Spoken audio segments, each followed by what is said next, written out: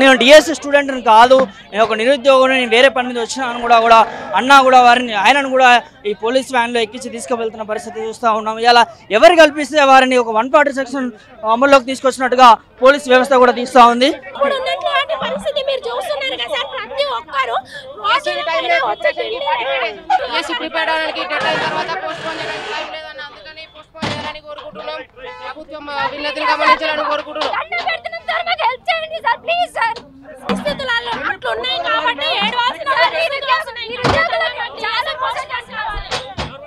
DSC post phone చేయాలి, పోస్టులు పెంచాలి. 5,000 కోరుకుంటున్నాము మేము. మాకు అసలు ప్రభుత్వం స్పందిస్తలేదు.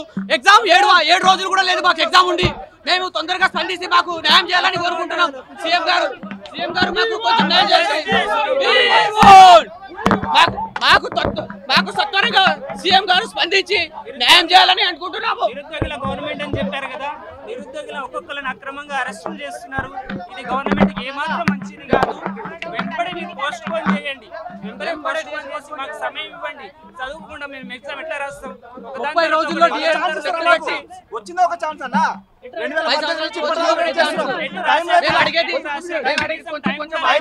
ప్రిపేర్ అవుతాం. ఇది మిస్ అయితే మనం ఎప్పుడు మాకు వచ్చేది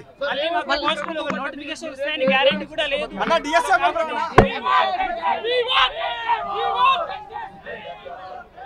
మా మెయిన్ రీజన్ వచ్చేసి మా యొక్క డిఎస్సి పోస్ట్ పోన్ కావాలి. అంటే మాకున్న టైంలో మేము సిలబస్ ఒక్కసారి రివిజన్ చేయడానికైనా ఒక్కసారి రివిజన్ చేయడానికైనా మాకు టైం కావాలి. సో మాకు మినిమం 53 నుంచి 63 బుక్స్ ఉంటాయి. మాకు ఒక్క బుక్ మేము మినిమం ఒక్క సబ్జెక్ట్ రివిజన్ చేయాలన్నా 1 మంత్ టైం కావాలి. సో వీళ్ళు మాకు ఆ టైం ఇవ్వలే. రిజల్ట్ ఇచ్చిన 12 డేస్కే మాకు షెడ్యూల్ విడుదల చేసిండు. టెట్ రిజల్ట్ ఇచ్చిన 12 డేస్కే మా పరిస్థితి ఏంది? మేము మెయిన్ డిఎస్సి పోస్ట్ పోన్ కావాలి. మెయిన్ మాకు మేము మాకు చదువుకోవడానికి టైం లేదు. అసలు టెట్ పెట్టకుండా డైరెక్ట్ డిఎస్సి సార్ మేము శాంతియుతంగా వస్తాం, మమ్మల్ని గెలుకొద్దు. ఏం తీసుకుపోయినా ఏం చేసినా వీళ్ళు మమ్మల్ని ఆపలేరు. ఇది ఆరంభం మాత్రమే, ఇది ఆరంభమే. మా పరిణామాలు రేపటి నుంచి ఇంకా కదులుతాం.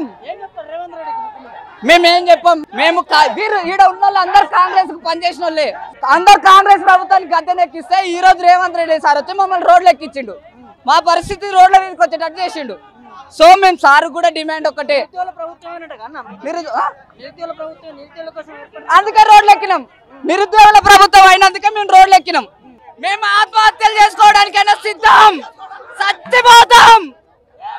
దయచేసి విద్యాశాఖ మంత్రి నన్ను కేటాయించండి, మీరన్నా మా ముందరికి రండి. విద్యాశాఖ మంత్రి కేటాయిస్తే మీ సమస్య కాలువదని మీరు అనుకుంటున్నాం. ఎట్లా ఇప్పుడు ఆ శాఖ మా ప్రాబ్లం మేము చెప్పుకోవాలంటే మాకు మంత్రి ఉండాలి. ఆ ముఖ్యమంత్రి ఆయన ఎక్కడెక్కడ టూర్లు అలా చేసుకోవడాలు అవే ఉంటాయి. మమ్మల్ని ఎవరు పట్టించుకుంటారు?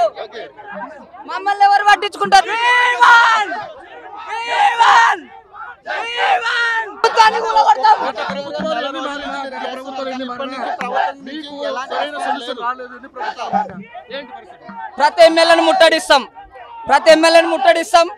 బరాబర్ మేము ఆత్మహత్యలకైనా సిద్ధం. మా జీవితాలే నాశనమైన మేము బతికేం లాభం?